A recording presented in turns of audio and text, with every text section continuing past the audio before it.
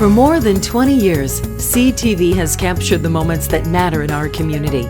From our studios in St. Clair, you're watching Focus with Paul Dingeman. Well, welcome to another edition of the Focus program. My name is Paul Dingeman. Nice to have you along. Thanks for watching. Got a very interesting show. We're going to talk about some genealogy. That's a fun word for me today. Genealogy later in the show, and a wonderful walk through the St. Clair Cemetery, and that's going to be coming up next Saturday the 20th, when we're going to begin with two fine ladies from Marine City. They're going to talk about lots of good stuff. Becky Lepley, welcome back. Nice and to be Sarah here, Paul. Polio, nice to meet you. Nice welcome to the Focus Show. There's a gazebo that was there, and it was taken down, and now we got a new one. We have two big events coming, and this is the first one, so I'll start with that. Okay. And it has to do with the dedication of our brand new bandstand. When I moved to Marine City in 1988, and Georgia Phelan was given a tour of that building, and I fell in love with it because I'm from out east, south of Pittsburgh, and I thought, they have a Mason and Rice, Richardson Romanesque building here. Oh my goodness. And then we decided, I didn't realize it needed protection. Yeah. And so we formed, after talking to the people on Belle Isle, they said you need a friends group. So Judy White and I formed Friends of City Hall. And now the building is a state and national historic monument. It's both. And Wonderful. It's in a historic district where this bandstand is sitting. I'm not sure whether it's the third or the fourth of the bandstands, but it used to be that the firemen had their own band and they played in the original bandstand just a few years ago. But it is a bigger version and an ADA compliant version now. And the old versions, which were made out of wood, eventually rotted and so forth and so on. And now this one is fairly indestructible for at least our lifetime. As we go through there, much larger, has a ramp, and we're just very excited. So we're having a dedication service for it. And the Honorable Jennifer Vanden Bosch, our mayor, is going to speak, and Jimmy DeHano and the fabulous Hen House Boys are going to play. Brian Ross, one of the city commissioners, is going to speak. Myself as the chaplain and one of the founders is going to speak. And Kenny Rose is going to play. And the interesting thing is we have a picture of Kenny Rose. I don't know how old he is now, but at the age of 8, they put a piano, I don't know how they got it in there, in that bandstand. And we have a picture of him sitting there playing the piano. And in honor of this occasion and going forward too into our next event, we have our own personal potter. Her name is Juliet Faber, and she has made for us 100 mugs with City Hall on them. Oh, wonderful commemorative mugs. And each one of them is different. Wow. Yeah, she did each one individually. They're amazing. And they're $35, which sounds like a lot, but but it isn't for the this beautiful handmade mug, and we're very excited about that. And we also have invited our brand new city manager, Scott Adkins, who I think is familiar around here, and we're hoping that he'll be able to be there and speak too. You have missed one thing. When it is? I was just getting to that. You were building up to it so well. Yep, it's May 20th, which is a Saturday. It starts at 2 o'clock. Coming Saturday when this show's on the air. Yeah, it sounds at 2 o'clock. And we're going to have, rain or shine, we're going to have a big tent and with the floor in it so that we're not on wet grass or anything. Oh, okay. And there's going to be food and refreshments, and it's just going to be a 50-50 raffle, tent and seating, and so forth and so on. Anybody wants to tour the building, we'll help take them through it. Also. See our new stairs that cost us a lot of money. There's been a lot of discussion at the civic meetings about grants and no grants. Is there a plan for grants now, or is there applications? Yeah, one of the things that we've been working on is Friends of City Hall has a public-private partnership with the city. And of course, Friends of City Hall is pretty consistent on who they are. And we can't do anything where the money doesn't go in that building. That's our charter into that. But the city changes, the city government. And 1 minute we have a whole lot of cooperation, and the next minute we don't, and so forth and so on. And right now, again, we have a new city manager named Scott Adkins. And I think he's going to be a big help to all of us. Okay. He's very knowledgeable about how these things work and how we can go forward. And along with that, with the city's help, we're able to apply for federal block grants, which can be huge. Now, it's hard to break into that. We've tried before, and even though our applications were accepted, we were not involved in the in the distribution. Right. So we're hoping this time that we'll get through the wall. I mean, maze. This is a federal grant, so like how many municipalities are after this money is huge. But there's also a lot of other ways that we are applying for. Through COVID, there wasn't much done because we couldn't do it. Right. But there's a lot of grants and federal grants through SHPO, and we are, again, a national and state historic monument, so we're looking forward for that and working, Well, it looks like a great lineup of entertainment and a dedication at 2 o'clock this coming Saturday, the 20th. And it's obviously very free. Anybody can come. It is free, but we accept donations in any amount, 365 days of the year, 24 hours a day. You're worse than those politicians Hey, that get up and say, and my text my money to my such. Just make your check you should out. have done that. We could have thrown it up on the screen Friends here. of City Hall. Right, Friends of City Hall, MarineCity.com. Absolutely. I'm looking forward to it. Sarah, It'll be a you've nice been event. very patient. But once the dedication is over with, the days will move on, and you are moving towards a date in August. Yep, August 5th and 6th. For a brand new arts. Not exactly brand new. Well, okay, you tell me. This is, and the reason it's the Finstewald Arts and Crafts Fair is it's the continuation of the craft fair that's always been part of Maritime Days. Okay. And Chris and Harvey Finstewald were the chairs of the event for many, many years, like almost from the beginning. I think Maritime Days started late 70s and they started in the early 80s. Oh, they were on the Maritime Committee. Yep, they were on the Maritime Days Committee, but they did the craft show. And Okay. all they did was the craft show. And I helped Chris for a few years in there. And then when Harvey got sick, she asked me to come back and help her again. She has actually moved to Portage, Michigan now to be near her daughters. So If Ben, you'll throw up that very first picture, I will see the two that we're talking about here. And there they are. there's Chris and Harvey. It's a great picture. 1776 hat, I like it on them. They are wonderful people. Mm-hmm. So I just thought it was fitting to put their name on it.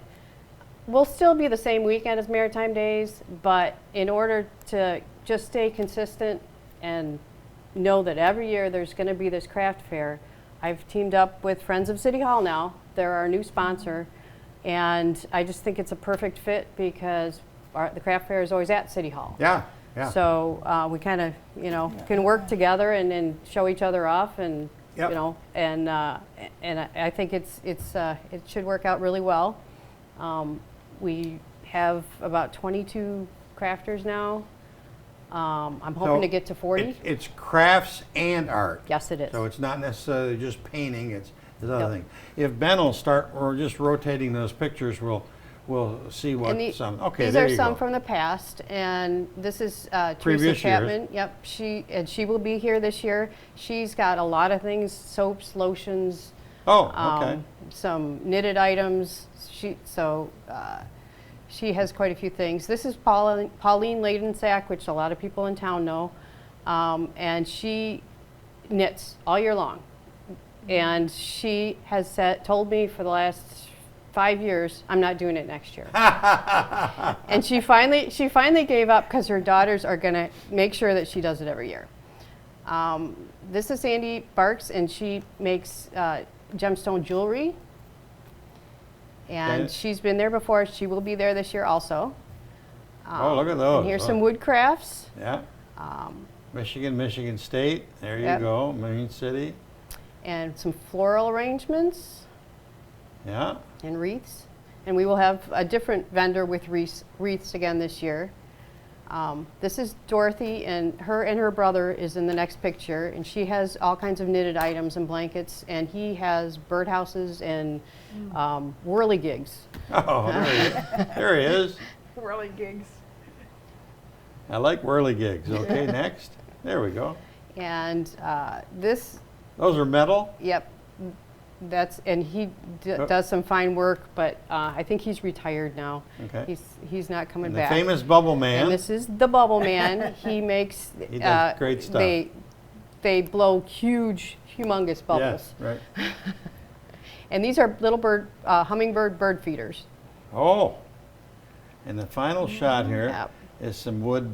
Some wood art, and they actually have some furniture also. Really nice end tables and chairs. So if I want to be involved, how do I become involved? If you want to become involved, Finstewald Arts and Crafts Fair on Facebook. You can go to that. We also have a web page, which is probably too long and nobody will remember, but we'll have applications at the dedication. Oh, on the 20th? Yep. Okay, so you good. can get them there, but or if I don't know if I can give my phone number here. Oh, yeah, you can give it. 586 586 713 713 6530. 6530? Yep. Okay, that's 586 713 6530. If I say it right, it'll probably make it easier for people to dial. 586 713 6530. Yep. Okay. Good. And so we're hoping to get at least 40 crafters and fill up City Hall and have a great show this year.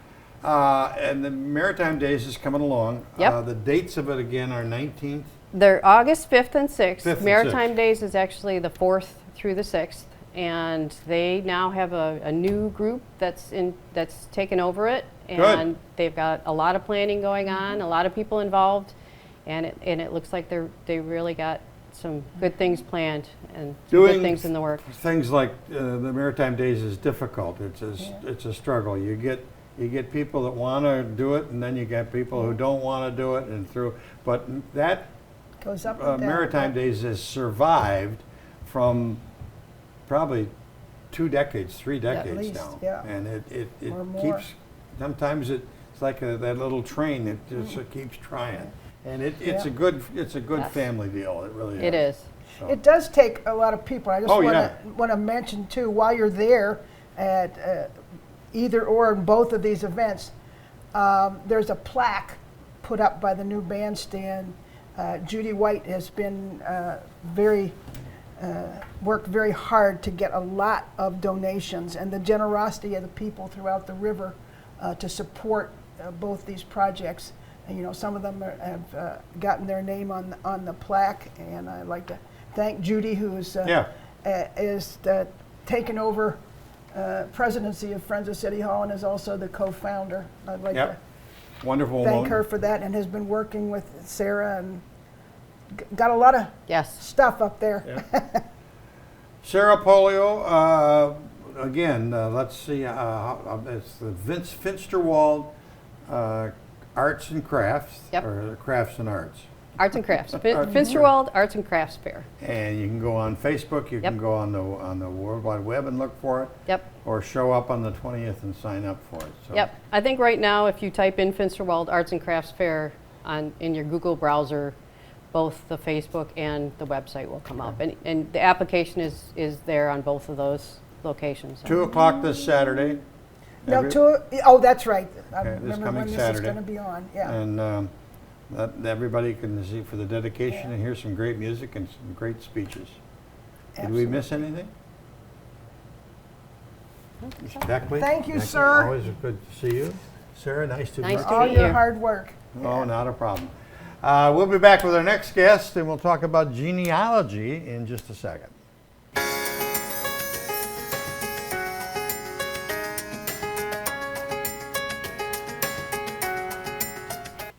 Well, we've got a special guest today that's going to talk about a really fun project, which is a tour of the St. Clair City Cemetery. They've done them before, and they are really successful. You learn a lot. Tracy Cedar, tell us all about what's going on. Nice to see you, Paul. Nice to see you. Well, the St. Clair County Genealogy and History Society, along That's with... a big, long title. It is. St. Clair County. County. Genealogy and History Society. History Society. Yes. Where are they based? So based out of, well, St. Clair County, Okay. we've been holding, for the past year or so, we've been holding our events and our meetings here in St. Clair in the community building in the basement of the museum. Oh, okay, okay. So we were talking with the museum people, and they happened to mention that they do this wonderful tour. We've participated in Port Huron's tour for a couple of years at Lakeside Cemetery, and we thought, great, hey, St. Clair Historical Museum, Yeah. we'd love to participate in yours. And they said, well, you know, after COVID and some other things, we're not going to do it this year. Okay. And we might not do it anymore at all. They've done it a number of years, sometime in the fall, sometime in the, I don't think they've ever done them in the spring. But Not usually in the spring, you're right, because normally the fall is cemetery tour. That's Yep. when they're traditionally held. Some are around Halloween, Yeah, get that yeah. whole spooky And vibe. costumes and stuff. Exactly. Yeah. But what we did, we came up with some dates, and since Port Huron's is in the fall, and our group is relatively small, about 70 people or so, we That's a thought, good-sized well, group. what can we do to still make sure Hillside gets taken care of? Right. So we talked to Annette Sturdy here at the city, Yep. threw out some dates, and Annette said, you know, May 20th is Be a Tourist in Your Own Town. Yep. Perfect. That was one of the dates we were looking at. So why not wrap that in to all the other wonderful things that are happening Great in St. Clair? idea. Great idea. Are you going to, what time does it start? So it starts at 11 o'clock. 11 a.m. at Hillside Cemetery. Yes, we're going to meet at the chapel. Okay. Parking is going to be available, and restrooms will be available Okay. at Clutcha Park. Okay. We have identified about a dozen people that we're going to feature, Oh, residents of wonderful. Hillside, from authors to bootleggers, philanthropists, you name it. I think we've got the whole gamut covered. I was going to say, if you got a bootlegger and a philanthropist, that sounds like maybe they're the same person. Potentially. So we're going to have some reenactors Yeah? and some storytellers. Oh, that's And wonderful. we're going to talk about cemetery symbolism and traditions along the route. We also have a Civil War era picnic that we're going to have set up. We have some local American Indians, even though we don't know of any that are at Hillside. We know that the American Indian heritage is really rich in this area. Yeah, yep. So they're going to come and they're going to do some things for us along the way. So there's going to be something along the tour between the grave sites that we're going to stop and talk about. Is there an admission charge? There is not. It's free. Wow. We are going to take donations, Okay. but it's always been a free event, so we want to keep it that way. Okay. Is there a web page that I can refer to? There is. We can go to the St. Clair County St. Clair County Genealogy and History Society page. And we also have a Facebook page, and the museum has it on their site as well. Okay. But it's 11 a.m. Yes. Coming up this Saturday the 20th. Yes. And 11 a.m. till 2-ish? I'm thinking probably over at 12:30 now. Oh, okay. Depends on the crowd that we have. Yeah. Right now we have 2 tour guides that are going to take everyone around to each site. But if we need a third, we've got someone on standby to Okay. take care of that for us. And you know, if we need that third person, what a great problem to have. Well, it sounds like it'd be a great idea and great fun. My husband, for example, he's going to be the bootlegger. Leslyn Moore is going to come and talk about the Moore connection to Diamond Crystal Oh, Salt. wonderful, wonderful. Hoping maybe we can get Mayor Bill to come, but that's still wait and see on that one. Right. We have He Trish. could talk about the bootlegger. We have Trish and Carl Moss, who are local Civil War reenactors. Mm-hmm. They usually play Mayor and Mrs. Blair Okay. at Civil War events. Not sure what role they're going to play here, but they're going to talk about a couple Civil War veterans with us and some local politicians. So a lot of us will be in period dress. My main interest, not only with the Genealogy Society, but I discovered about a year ago that my 3rd great-grandparents are buried here. Oh my. Had no idea. Oh my. Had no idea I had a St. Clair connection. I'm not a St. Clair native. Right. And when I saw that, I'm like, oh, what in the world? But they originally settled in Macomb County. Weren't doing very well, but he had been a brick maker in Germany, of course, with all the brick making along the Pine River.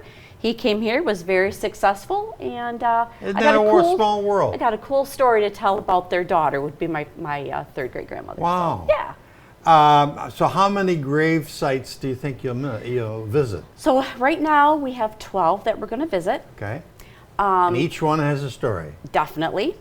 A couple of them are going to, we've allotted a little bit more time for than others. For example, the connection with the Underground Railroad. Yep. So that gal's going to get a little bit more time. But we're thinking probably maybe 3 to 5 minutes at each site, with the exception of those couple that really deserve more time and have their story told. Well, just as you walk through, whether you're a frequent visitor to the cemetery or an infrequent visitor, you look at some of those gravestones and they're from 1840 or even earlier than that, and there's just great stories with each one. Yeah, we are going to talk briefly about the oldest stone in the cemetery, which is from 1810. 1810. And then we have one of our group's members is also a member of the Daughters of the American Revolution. Okay. And we actually have an American Revolutionary soldier here in St. Clair. Wow. So who would have known? So No. she's going to talk, I think it's her 3rd great-grandfather. She's going to speak about him and represent the Great DAR stuff. as well. Great Yeah. stuff. Well, there's so much interest in since DNA's come along in genealogy. And what if I just want to get involved in your group? How do I do that? So we do have our meetings once a month here in St. Clair. You're welcome to come and attend a meeting, see what you think, check out our Facebook, check out our website. It's $20 a year to become a member. Oh my. We do an initial search for you at no additional charge to get you going. You know, the DNA part is great, but it can only tell you so much. Yeah. And some of those areas that you can research, some of the information can be altered by others or may not necessarily be correct. Okay. So we can help you find where the real good information is. It can help you find just the good relatives, not the bad relatives. Correct. Not the ones that were the horse thieves. Exactly. Well, you want to know about them too. And that's why along the tour, it's not only influential, but it's some interesting, colorful characters. That's why we included the bootlegger. Yeah. I mean, because people want to hear that part of the story. Absolutely, It's going to keep them interested. And there's been so many stories around St. Clair because of the connection with Canada across such a short piece of water. Right. That during the Prohibition time there was so much bootlegging going on, and there's some great stories. Some of them are true and some of them aren't. That's right. That's right. And some might get embellished a little bit, and so be it. Still Keeps be them more good. interesting. 11 a.m. on the Saturday the 20th, rain or shine. If it rains, we're actually going to do it on the 21st. Oh, okay. If it rains both days, you'll have to keep an eye on our website to see when we can reschedule. Okay. But it's the St. Clair County Genealogy and Historical Society. History Society, yes. Society. Yes. You can look for them on the web. You can look for them on Facebook. Yes. And there's no admission charge, and just Correct. should be a lot of fun. Yeah. Thanks, Paul. Tracy, thanks for Always good to see texting you. me and getting together, and we'll have you back. Absolutely. Sounds good. That's about it for this edition of the Focus program. Thanks very much for tuning in. Till next time, I'm Paul Dingeman. See you soon. Thanks for watching Focus with Paul Dingeman. Focus is produced at the CTV Community Television Studios in St. Clair. For over 20 years, CTV has captured the moments that matter to our community.